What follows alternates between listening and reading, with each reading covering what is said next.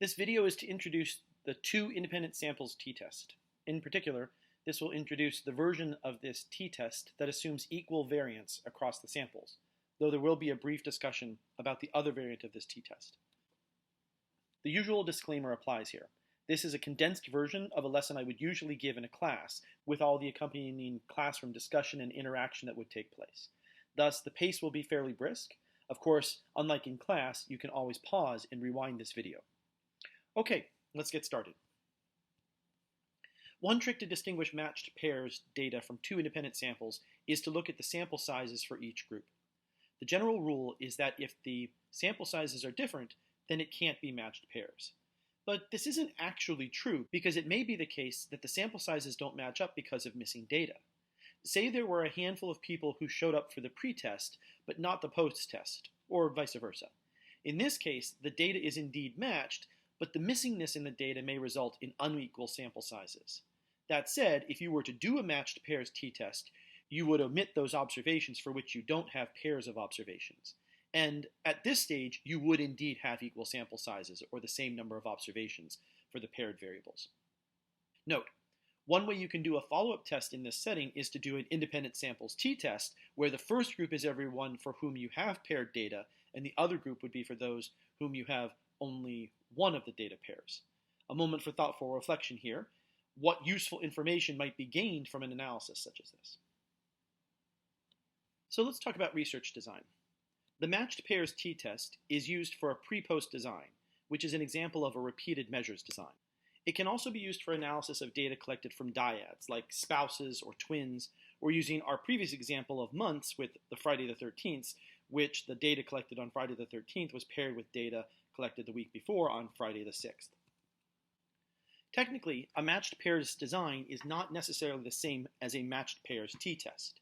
We use this t-test for data collected using a matched pairs design, but they are not the same thing. Matched pairs designs collects one sample and info on participants in that sample.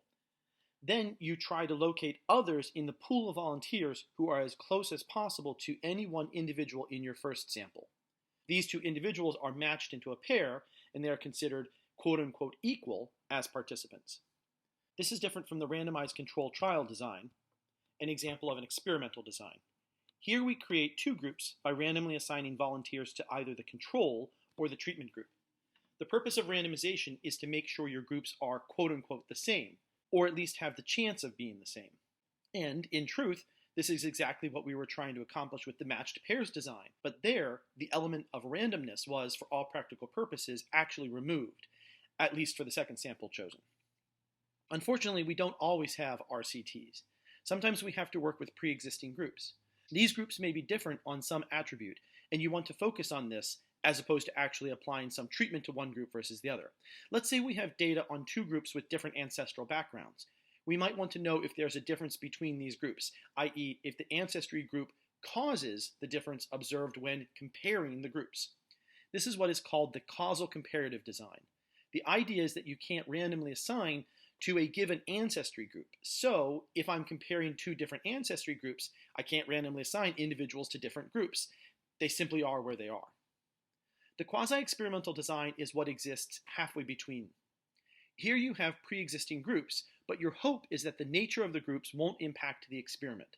That is, the group composition won't introduce any confounding effects with your experiment. And the idea is that you do indeed conduct an experiment.